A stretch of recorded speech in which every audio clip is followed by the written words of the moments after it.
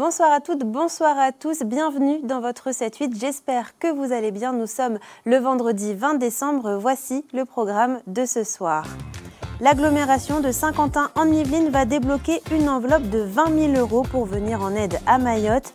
Dévastée par le cyclone Chido, les dégâts sont estimés entre 650 et 800 millions d'euros. Et puis grâce au loto du patrimoine, les bâtiments du Cercle de la Voile de Paris situés au Mureaux seront restaurés. Créé en 1894, le site a notamment accueilli les épreuves de voile aux Jeux Olympiques de 1900 et 1924. Enfin, il s'active dans l'ombre pour que tous les cadeaux arrivent à temps sous le sapin. Des millions de colis sont distribués pendant la période des fêtes. Nous avons suivi une agence Colissimo yvelinoise pendant cette dernière ligne droite.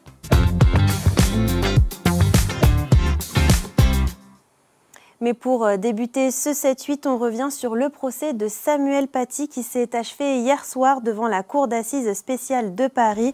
Après cette semaine d'audience, le verdict est attendu dans la soirée à compter de 20 h. Pour rappel, 8 personnes sont impliquées dans l'assassinat du professeur d'histoire-géographie de Conflans-Sainte-Honorine. Parmi eux, Brahim Chnina, le père de la collégienne dont le mensonge a déclenché la tragédie, et le prédicateur Abdelkaïm Sefrioui. Ils ont tous deux organisé une campagne numérique qui a été fatale à Samuel Paty. Ils encourent entre 10 et 12 ans de réclusion criminelle. L'avocate de la famille du professeur estime que les réquisitions ne sont pas à la hauteur. Le jugement devrait être rendu dans la soirée. 20 000, c'est le montant que le conseil d'agglomération de Saint-Quentin en Yvelines a décidé de débloquer pour aider Mayotte suite au cyclone Chido qui a détruit ses îles. On écoute les explications du président de Saint-Quentin en Yvelines, Jean-Michel Fourgous, au micro de Michael Midoro. Chaque commune aussi, il y a des communes qui donnent directement et puis l'agglo qui donne au nom des 12 communes.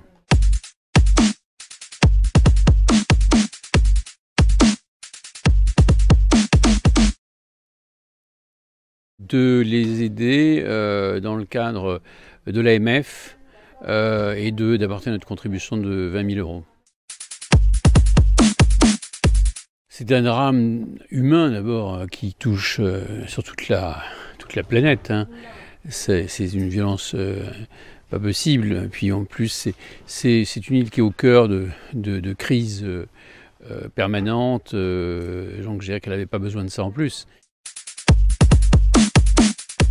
Je trouve que la position de la France a quand même été assez forte. On a envoyé immédiatement quand même des contingents militaires, des pompiers, des médecins, des moyens financiers, et qu'en plus chaque commune de France, enfin bien sûr pour celles qui peuvent, donne aussi un effort par l'AMF. Je trouve que la Croix-Rouge également, qui est d'ailleurs dans le système sur lequel nous on envoie nos 20 000 €, et la Croix-Rouge dedans, donc oui, c'est quand même une belle marque de solidarité. Je crois qu'en tout cas, la France globalement a été à la hauteur. Maintenant, la nature, vous voyez comme quoi la nature aussi, elle est pas toujours aussi bonne qu'on le souhaite, mais en tout cas, toute la communauté française a été touchée par ce drame et on a essayé, comme bien sûr, d'être présent.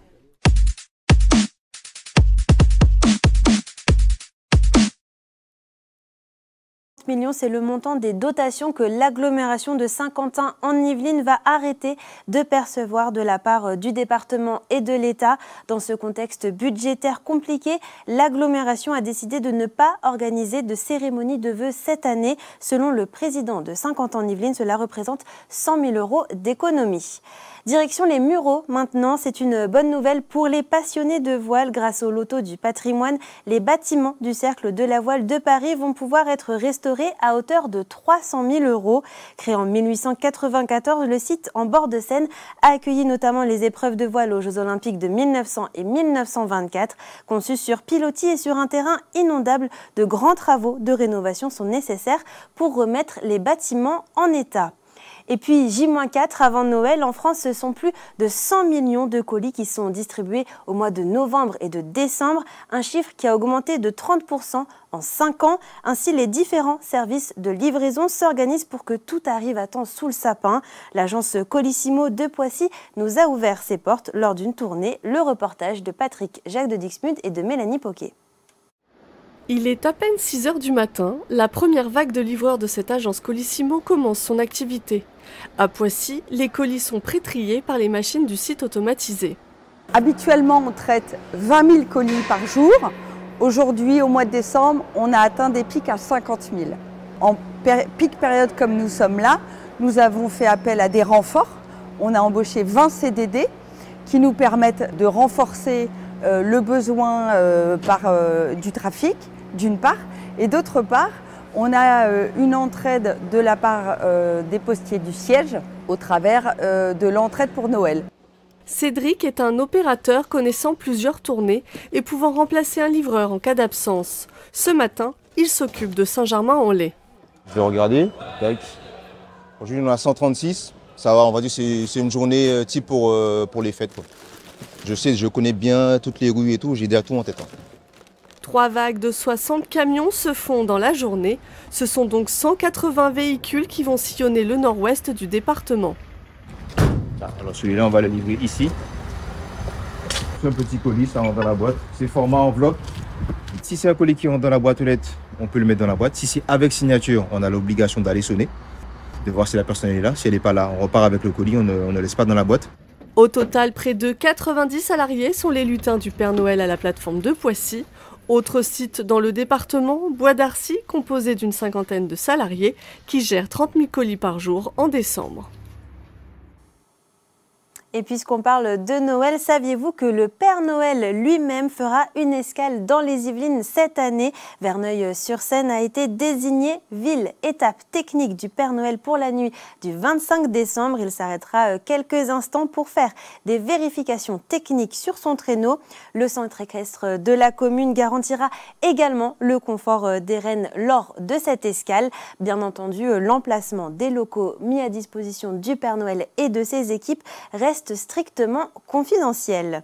Et après cette halte insolite, on s'intéresse à présent à une aventure bien différente. L'Yvelinois et le fils de Jean-Pierre Pernaut, Olivier Pernaut, va participer à son tout premier Dakar. Après la neige et les multiples trophées Andros, le pilote se lance dans une nouvelle aventure avec son ami et copilote Benjamin Rivière.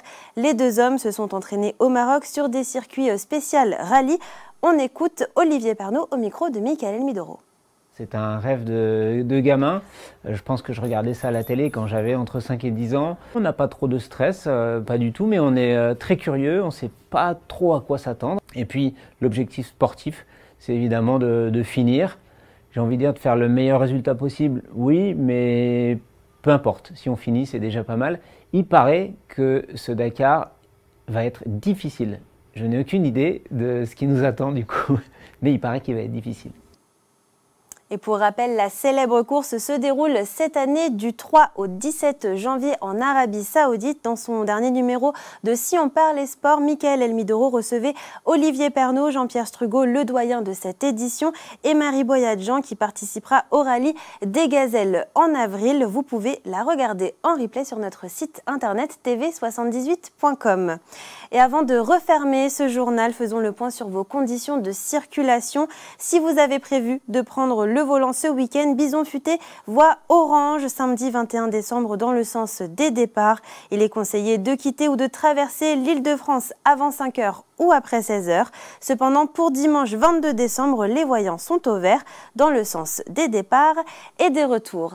Et voilà, c'est la fin de ce 7-8. Merci pour votre fidélité. Je vous souhaite de très belles fêtes de fin d'année. Prenez soin de vous.